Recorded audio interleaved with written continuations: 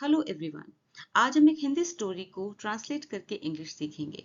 Video को last तक जरूर देखें क्योंकि लास्ट में आपके लिए एक बहुत ही इंपॉर्टेंट टिप है जो कि आप सेंटेंस मेकिंग में आपके बहुत यूजफुल होने वाली है। चलिए सबसे पहले स्टोरी को रीड करते हैं। आज रवि का जन्मदिन है। उसकी खुशी का कोई ठिकाना नहीं है।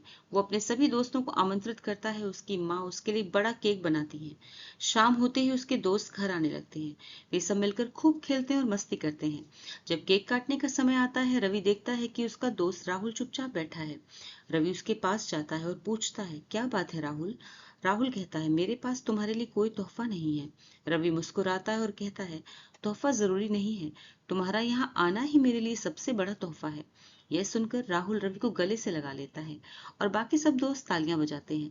ये कहानी सिखाती है कि सच्ची दोस्ती बिना शर्त होती है। घनिष्ठता और प्यार दोस्ती के सबसे महत्वपूर्ण अंग होते हैं। तो चलिए अब स्टोरी को ट्रांसलेट करते हैं। आज रवि का जन्मदिन है। उसकी खुशी का कोई ठिकाना नहीं है। वो अपने सभी दोस्तों को आमंत्रित करता है। उसकी माँ उसके लिए बड़ा केक बनाती है। जन्मदिन मीन्स बर्थडे, खुशी मीन्स हैप्पीनेस, आमंत्रित करना मीन्स इनवाइट, दोस्त मीन्स फ्रेंड्स, केक बनाना मीन्स बेकिंग केक। आज की स्टोरी में जितने भी सेंटेंसेस हैं वो सभी प्रेजेंट इंडेफिनिट टेंस के हैं। और प्रेजेंट इंडेफिनिट टेंस के सेंटेंस को बनाने का रूल क्या होता है, स्ट्रक्चर क्या होता है, चलिए देखते हैं। अगर आपका सब्जेक्ट ही, शी, इट और सिंगुलर सब्जेक्ट है तो उसके साथ में आप वर्ब की फर्स्ट फॉर्म लगाएंगे विद एस और ई एस।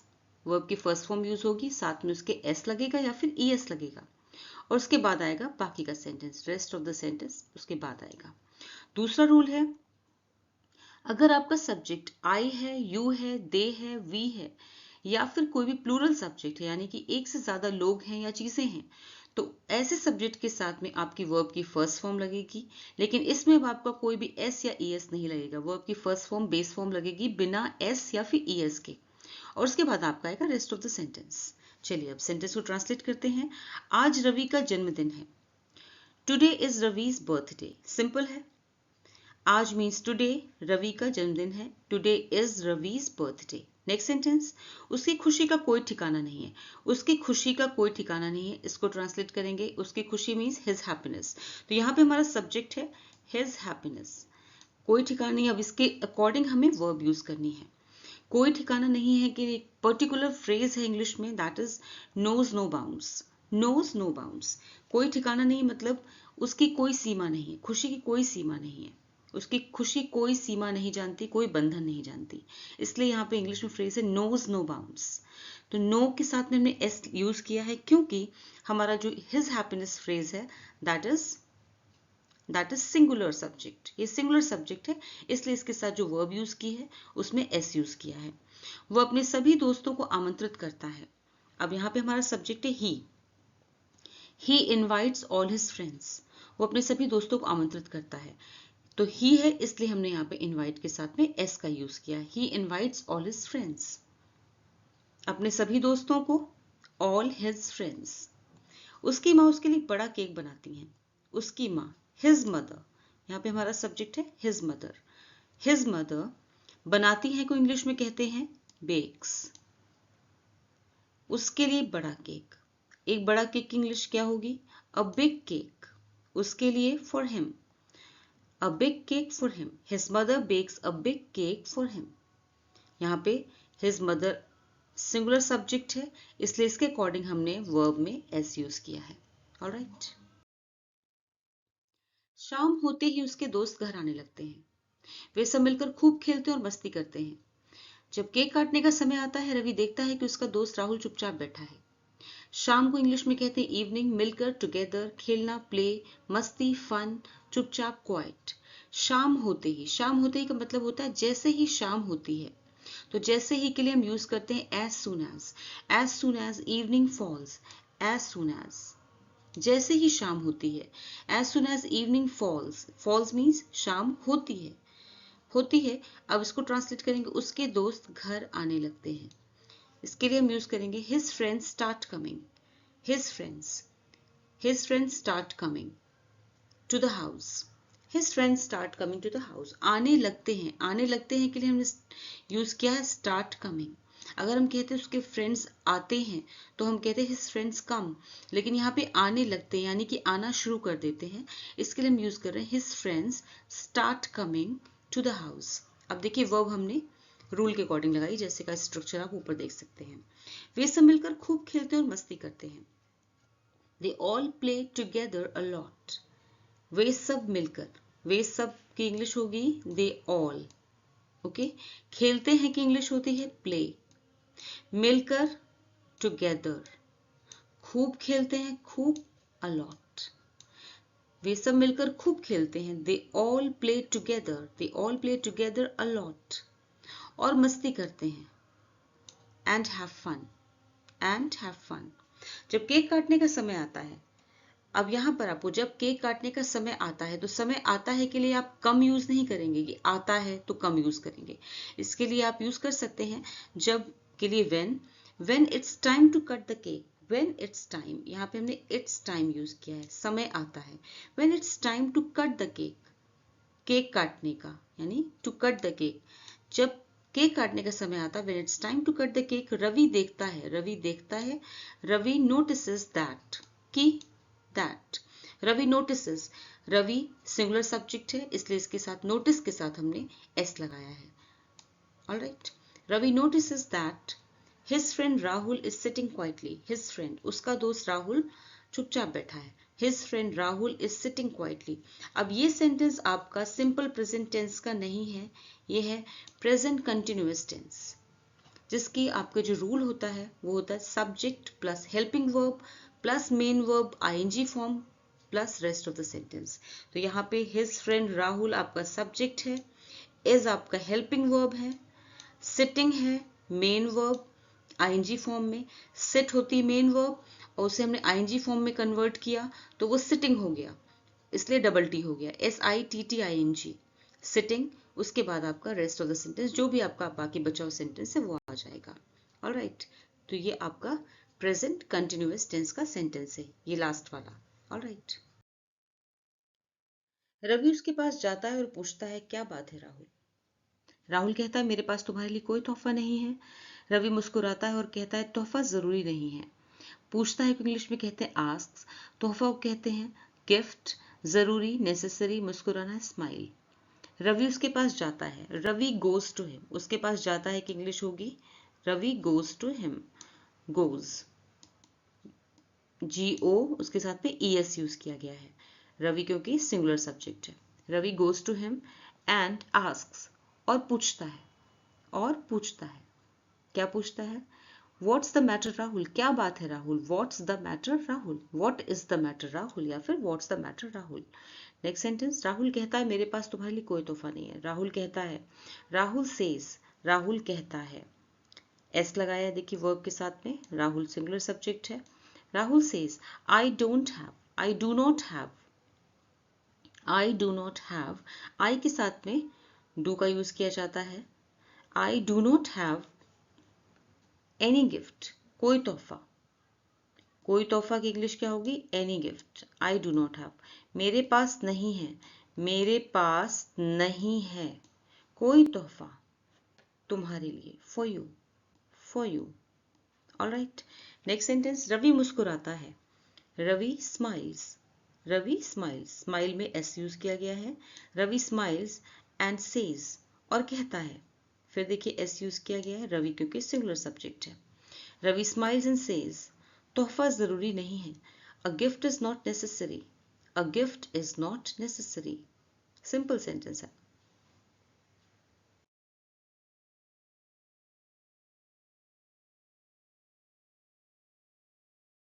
तुम्हारा यहाँ आना ही मेरे लिए सबसे बड़ा तोहफा है। यह सुनकर राहुल रवि को गले से लगा लेता है और बाकी सब दोस्त तालियां बजाते हैं।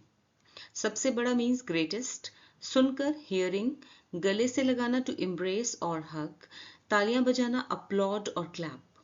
तुम्हारा यहाँ आना ही मेरे लिए सबसे बड़ा तोहफा है। योर कमिंग हियर, तुम्हारा यहाँ आना, यहाँ पे सब्जेक्ट हो गया योर कमिंग हियर क्योंकि और कोई सब्जेक्ट नहीं है तो यही सब्जेक्ट है आपका योर कमिंग हियर, ये सब्जेक्ट है। ये क्या होता है आपका, ये कमिंग, कम क्या होता है, वर्ब होता है। जब उसमें आईएनजी लग जाता है तो वो आपका जीरंड हो गया। जीरंड क्यों है, क्योंकि इसको हमने सब्जेक्ट की तरह, नाउन की तरह यूज कर रहे हैं। यहाँ पे हम कमिंग को नाउन की तरह यूज कर रहे हैं। जब भी हम वर्ब की फॉर्म में आईएनजी लगा देते हैं और उसको सब्जेक्ट की तरह यूज करते हैं, नाउन की तरह यूज करते हैं, वो जीरंड कहलाता है। Your coming here is the greatest gift, सबसे बड़ा तोहफा है, सबसे बड़ा तोहफा है फॉर मी, मेरे लिए। इसका रूल देखते हैं सेंटेंस का। यहाँ पे हमने यूज किया सब्जेक्ट। सब्जेक्ट आपका किससे मिलके बना है, पजेसिव प्रोनाउन। योर क्या होता है, पजेसिव प्रोनाउन। पजेसिव प्रोनाउन होते हैं जैसे there, THEIR, there, your, my, ये सब पजेसिव प्रोनाउंस हैं, यानी मेरा, तुम्हारा, उसका, ये पजेसिव प्रोनाउंस होते हैं। और कमिंग क्या है, वर्ब्स जीरंड फॉर्म है, वर्ब्स जीरंड फॉर्म, जैसे मैंने भी आपको एक्सप्लेन किया। उसके बाद हियर क्या है, that is adverb of place, यानी कि यहाँ, यहाँ कहाँ, तो यहाँ, तो ये एडवर्ब कर रहा है, प्लेस को मॉडिफाई कर रहा है, कहाँ पर, यहाँ पर। उसके बाद वर्ब यूज की है, इज। फिर ग्रेटेस्ट क्या है, एडजेक्टिव है। गिफ्ट क्या है, नाउन है। ऑलराइट। और फॉर मी क्या है, इनडायरेक्ट ऑब्जेक्ट। ऑलराइट, ये सेंटेंस का स्ट्रक्चर है। नेक्स्ट सेंटेंस देखते हैं। ये सुनकर राहुल रवि को गले से लगा लेता है। हियरिंग दिस, ये सुनकर की इंग्लिश होती है हियरिंग दिस, ये सुनकर। राहुल हग्स रवि, या फिर राहुल एम्ब्रेसेस रवि, राहुल रवि को गले से लगा लेता है। सिंपल है। राहुल सिंगुलर सब्जेक्ट है, इसलिए हमने HUG में S लगाया है, हग्स रवि। और बाकी सब दोस्त तालियां बजाते हैं। And all the other friends, और बाकी सब दोस्त, ऑल द अदर फ्रेंड्स तालियां बजाते हैं। तालियां बजाने की इंग्लिश क्या होती है, क्लैप करना। पर यहाँ पे हमने यूज किया है अपलॉड। अपलॉड होता है जब किसी के प्रोत्साहन बढ़ाने के लिए हम तालियां बजाते हैं, या किसी को ये जताने के लिए आपने बहुत अच्छा काम किया है, उसके लिए हम अपलॉड यूज करते हैं। क्योंकि क्लैप तो बच्चा भी करता है, छोटा बच्चा तालियां बजाता है, तो इसके लिए हमने यहाँ पे अपलॉड वर्ड यूज किया। अपलॉड वर्ड यूज किया जाता है जब किसी का प्रोत्साहन बढ़ाने के लिए हम तालियां बजाते हैं। ऑलराइट। ये कहानी सिखाती है कि सच्ची दोस्ती बिना शर्त होती है। घनिष्ठता और प्यार दोस्ती के सबसे महत्वपूर्ण अंग होते हैं। कहानी मीन्स स्टोरी या टेल, सिखाती है टीच, सच्ची ट्रू, दोस्ती फ्रेंडशिप, बिना शर्त अनकंडीशनल, घनिष्ठता इंटीमेसी या फिर क्लोजनेस, प्यार को कहते हैं इंग्लिश में लव, महत्वपूर्ण इंपॉर्टेंट। ये कहानी सिखाती है।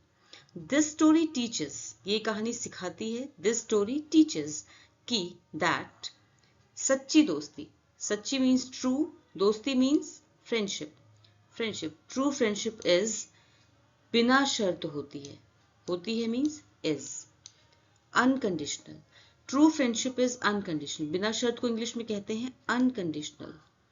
ये कहानी सिखाती है, this story teaches that true friendship is unconditional. Next sentence. घनिष्ठता और प्यार दोस्ती के सबसे महत्वपूर्ण अंग होते हैं। घनिष्ठता को इंग्लिश में कहते हैं इंटीमेसी या फिर क्लोजनेस, प्यार को इंग्लिश में कहते हैं लव। घनिष्ठता और प्यार, इंटीमेसी एंड लव। अब यहाँ पे प्लूरल सब्जेक्ट हो रहा है आपका। दोस्ती के सबसे महत्वपूर्ण अंग होते हैं, उसके अकॉर्डिंग हमने वर्ब लगाई आर।